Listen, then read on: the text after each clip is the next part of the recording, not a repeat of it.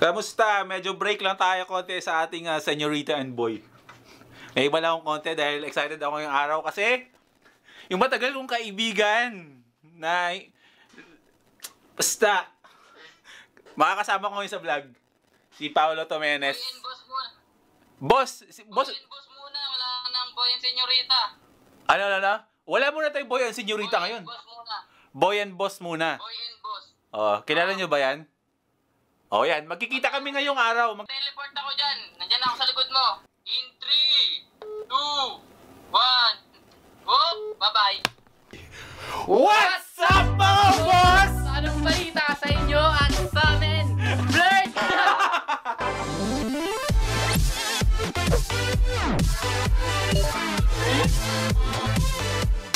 Ang bilis ko, no? Lumipad lang. Isang ganunan lang eh. Ayun yung tinatawag na, na loner's transition. Ganun kami magkita-kita talaga. Chester, kaya try mo. Takpan mo. Ay, wala. Malaki kasi siya. Hindi siya magkasya sa screen. Hindi siya kasya sa portal. Kamusta ka, Chester, ha? Ba't masakit yung tagiliran mo? Nadaganan. Tara na, labas tayo. Namiss kita. Pakita mo yung camera mo. Dito siya napaproud sa akin. Kasi ito yung matagal na naming pinapangarap. Nung mga wala pa kayong mga first timers at wala pa yung mga boss namin. Talagang guys pa lang ang tawag namin nung dati. Wala pa talaga. Magkasama na kami. Diba? Hindi ka nagpaparamdam masyado kasi busy ka pero nandito ka ngayon. Talaga. Hindi, busy ka rin sa senyorita mo eh. Oo nga no. Ano tayo eh. Sumushowbiz tayo. Dapat pinapasayaw mo yun eh. Ha? Pinapasayaw mo. Sumasayaw lagi yun. Oo, sumasayaw talaga. Ano sinasayaw? Ano yun? Hindi pa. Are you done? Oo, kakain na muna kami na. Okay, may papaano lang. Ano? Kung tapos ka na sa gawain mo, kung pwede na magpa-trim dito na. Ay, hindi pa. Mabalik pa may revisions. Wala pa naman eh. Artista Nakunan mo yun. Direct bawat Martis. Nag-dinner ka na ba? Magkakape lang kami. Papalibre lang ako sa'yo. O, sige. O, dapat ngayon ka naman Joke lang. sa akin eh. Hindi, joke lang kay KB to. Ito, merong Starbucks dito. Oh, ang luwag, Brad. Okay guys yung vlog ko ngayon puro talkish lang muna. Puro lang tayo kwentuhan kasi minsan ko lang kasama tong kaibigan ko. Pagbigyan nyo na muna ha. Kasi ang saya-saya ko ngayon at ngayon ko lang nakasama to. Konting trivia lang kung bakit. Una na ako order. Oo, order ka na. Konting trivia lang kung bakit kasama ko si Paolo Tomenes kasi nung panahon na mga nagsisimula pala ako sa YouTube, mga hundreds pa lang yung mga subscribers namin ay kami na yung magkakasama. As in, from simula na nag-YouTube kami talaga yung magkakasama. Pero kasi sa ngayon, hindi na kami madalas magkita ni Pao. Kasi lumipad na yung channel niya. Sobrang dami niya na. Naging successful na YouTuber na si Pao. So, sobrang saya ko lang talaga ngayong araw. Sobrang, hindi ko ma-explain kung gaano ako kasaya at napaplatter na nagbigay siya ng time para bisitahin ako dito sa ABS. Pero dahil kay KB kami, ayun. Ito yung tao na alam ko yung kwento ng buhay ni Pao. Alam ko yung kwento ng buhay nito kasi nasubaybayan ko siya. Simula nung nagsisimula pa lang kami hanggang sa naging successful na YouTuber na to. So ako, na-amaze ako at binibisita niya ako. Alam mo yun, kahit na malayo na yung narating niya, andiyan pa rin siya. Hindi siya nagbabago. Kilala pa rin yung mga kaibigan niya kung kailan siya nagsimula. So ngayon, magko-coffee lang kami at magkukwentuhan lang kami. At syempre, di ba, magkamustahan kami kasi sobrang na-miss namin yung isa't isa. Sige, order lang kami. Sobrang excited ko. Kung ma-order, wala akong ma-order. Ano yung order mo, bro? ano lang, yung in-order ni... Sino yung kasama mo? Maliit. Si Maya? Yung lalaki. Sino maliit? Maliit, si Edebol. Si Kedebol. Oh, dito kami na-shoot nun. Eto yan. Mag-brewed coffee lang ako. Grabe. Yung laman ng katawan ko, ng buong sistema ko, puro kape. Isa pong brewed coffee. Ano sa isa? Yung next to Genting. Grande po. Grande. Dun tayo sa dulo, bro. 80% ng katawan ko kape. 20% yung dugo. Yan. Kasi lagi tayong puyat dito sa ABS. Thank you. Ayan. Pao, dito na tayo, Pao. Simpleng vlog mo na. Hindi mo na masyadong makareer. At i-cherish ko lang yung moment na to, nakasama ko yung kaibigan ko. Ito yung aftermath ng pag-vlog namin. Ayan, kinahaponan. Nagkita rin kami ni Pao. Maraming kaming pagkakwentuhan ngayong araw na. Actually, gabi na. Kasi ang schedule ko dito sa ABS 12 noon to 10 p.m. Tapos ayan, kasama ko siya. Kung sino yung mga mahilig mag-ukay-ukay mga sapatos, siya ang hari ng mga ukay-ukay na sapatos. Bisitahin niyo yung channel niya. Paulo Tomenes. Ang taong mahilig maglakad. Hindi ka pa maglakad yan? Medyo. Hindi ako makadaldal kasi nagsushooting din ako. O sige, tatahimik muna ako. O siya muna, lipat kayo dun. O ito, para sagot na rin sa mga sa mga tanong na hindi ko pa nasasagot dun sa mga comments ko. Kung paano magsimula, kung paano ka, kumbaga yung ladder mo, yung hagdan, yung step by step mo bilang isang YouTuber. Ayan, sasagutin ni Pao yan. Sabay lang naman kami pumasok sa YouTube ni Boy First Time. Nagkakilala pa nga kami niyan sa isang event ng Christmas party ng mga vloggers. So, paano nga ba magsimula? Nagsimula kasi kami, nagkakilala kami nung Christmas party. Tapos kami mga pumupunta ng mga vloggers doon na mga walang kasama. Parang destiny na isang table lang yung naupuan namin lahat. Na wala kami mga kasama. So yun, paano magsimula? Kailangan mo talagang humanap ng mga tao na makakasama mo mag-vlog. Tama. Totoo yan. Kasi pag una ka pa lang, Mahiya ka. mahihiyain ka eh. Pero pag marami kang kasama, hindi ka mahihiya mag-vlog in public, lalo na pag marami kayo. Kailangan mo talagang maghanap ng kasama, kaya naburing kami. Kasi pare-pares pa kaming hindi pa ganun kataas yung self-confidence dati. Sipin mo dati hindi natin magagawa to. Yung ganyan, pakita mo yung lugar. Okay, nasa Starbucks kami. Ayan. Yan. Oo, kasi nung nagsimula kami, talaga ang hirap ilabas ng camera ng ganito. Hindi namin magagawa to dati. Pero ngayon kasi na, yun nga, na medyo mataas na yung self-confidence. Buhat nung lagi kami magkakasama dati, minsan pupunta kami ng mall, mag-i-interview kami. Oo, no? No, magkaroon lang kami ng content, nangungulit kami sa mga mall. Interview lang kami ng mga taong dumadaan dun. Pag baguhan ka talaga, kailangan mo ng kasama na kasamang mga tao na magbubuo ng self-confidence mo.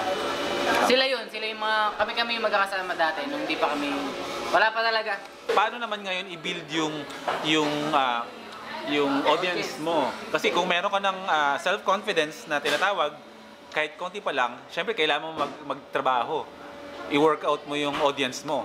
So, tip galing kay Boss Pao. Tsaka lagi niyong tatandaan, lahat ng kaldero ay may sariling takip. Kahit anong ilabas mo sa YouTube, may manonood at may manonood kasi kanya-kanyang trip yan eh. May tao talaga na manonood sa'yo kasi yung trip nila yung ginagawa mo. Basta yung gagawin mo malinis ha. Basta yung maayos. Kasi tulad ng ginagawa namin, hindi man mabilis, pero yung proseso, maayos. Kaya ito, 1 taon na kami. Ba? Usaping content, no? Every time nagagawa ka ng content, kumbaga, hindi lang basta-basta content lang na meron ka lang basta may upload. Hindi dapat ganun yung attitude natin. Kung meron tayo talagang pangarap, kung pinasok natin yung pag-YouTube na yan, dapat ganun yung mindset natin. Hindi lang tayo basta mag-upload. Hindi lang basta meron tayong may upload. Parang ganun, tama ka? Content-wise. Oo, content-wise. Kaya ganyan.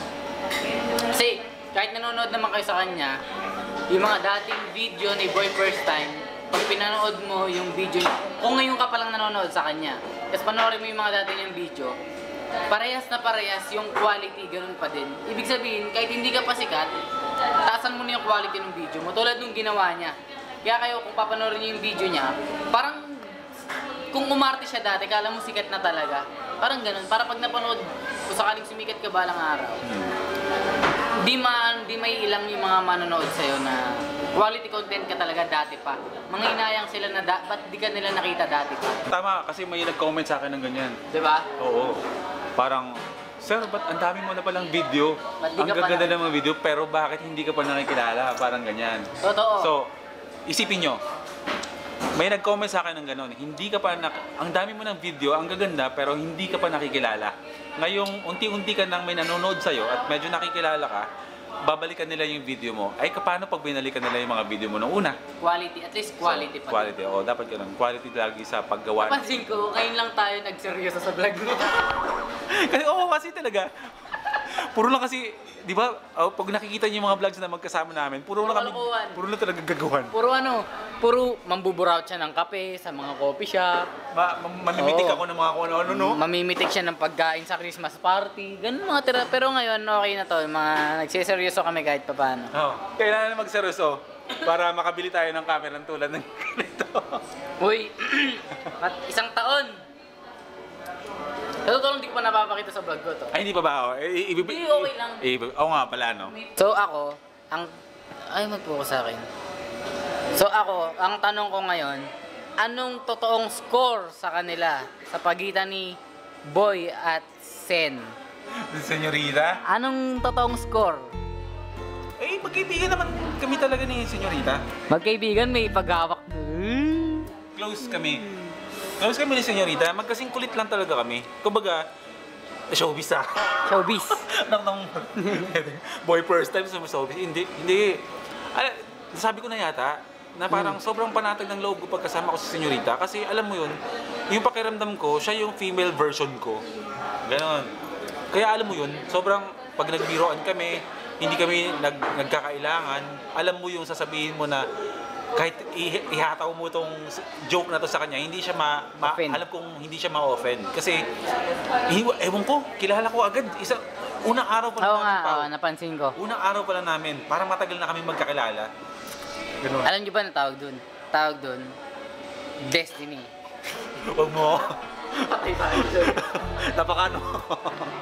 Kaya, ayun, total na pag-uusapan na natin si Senyorita at kailangan din nating mapag-usapan din yan kasi pinapanood nga rin nanood nga sila sa akin kasi mayroong Boy and Senyorita. Parang alam mo yun, yung Boy first time, ano ba? Alam niyo ba kung bakit alam niyo kung bakit niyo dapat panoorin yung segment nila? Segment niyo ba? Series. Yung series ng Boy and Senyorita. Kasi ayun lang yung kauna-unahang segment sa YouTube sa Pilipinas na ganun yung tema. Sa totoo lang, sila pa lang yung nakikita ko. Kaya wag nyo nang sayangin yung pagkakataon na hindi nyo sila masubaybayan. Kasi baka mahuli kayo sa trend. Sa totoo lang. Ito yun papaliwanag ko. Hindi naman sa pero gusto ko lang ipaliwanag kung paano yung format ng vlogs namin ni Boy and Senyorita. Yung lahat ng vlogs namin, hindi siya natatapos sa isang vlog lang din. Isa siyang series. Kumbaga, ito yung parang pag nanonood kayo ng teleserye, merong abangan, merong ano yung pwede, ganun. Kumbaga, meron kayong laging aabangan pagkatapos yung mapanood yung vlog namin ngayon. Kumbaga, susundan nyo talaga kung ano yung nangyayari sa amin in real life. Kasi parang ang nangyayari kasi ganito, hindi kami sa totoo, marami nagsasabi na baka scripted ba kayo ni May pag nagpa-vlog? Every time na magkikita lang kami ni Senyorita Maya, May, punta tayo ganito, breakfast tayo, kain tayo. And then pagkatapos na magkasama na kami, doon nagsisimula yung kwento namin pag magkasama kami. Doon na lang lumalabas, hindi ko alam. Basta yun ang alam ko, kahit hindi pa kami matagal na magkasama ni Senyorita Maya, alam ko na siya yung female version ni Boy first time. Kaya ganun kami kasayang panoorin. Kaya sobrang thankful ako na blessed ako na binigyan ako ng partner na ganyang kakulit, si Maya. And syempre, eto, si Paolo Tamenes na nagsimula ako sa pag-vlog. Andyan talaga. At kahit na nauna siyang lumipad na yung channel niya, hindi siya nakakalimot sa mga totoong kaibigan niya. Sobrang totoong kaibigan kasi. Iba kasi yung totoong kaibigan talaga. Ikaw na nagsabi. Sinabi ko ba yun dati? Kakasabi mo lang ngayon. Ay, ilanin ako eh. Grabe, sobrang namimiss ko tong tao to kasi talaga dati. Dati ganun-ganun niya lang ako eh. Dati ginaganon-ganon mo lang ako. Binubuli-buli ko pa dati ito sa mga vlogs ko eh. Kung napapanood nyo ina-okray ko to lagi eh. Ngayon hindi ko na ma-okray. Hindi naman sa kasi nasubaybayan ko nga talaga yung buhay niya. Yung lahat ng mga steps niya bago na narating yung kung saan siya ngayon. Sobrang... Nalala mo yung dati? Lagi ka pa nakasombrero. Oo! Parang hindi ko maintindihan kung sino ba ako. Kung ako ba si Kong TV, alam mo yun? Pagandam ko pag nakasombrero ka, kengkoy ka. Pag nakabangs ka, seryoso ka. Ito pa pala sa mga bagong nagsisimula na YouTube. Yun yung pinakamahirap, bro. Yung karakter mo. Yung karakter. Kung sino ka dun, kung sino ka sa vlog mo. Kasi sa una, kasi, di ba, ang dami mong iniidolo.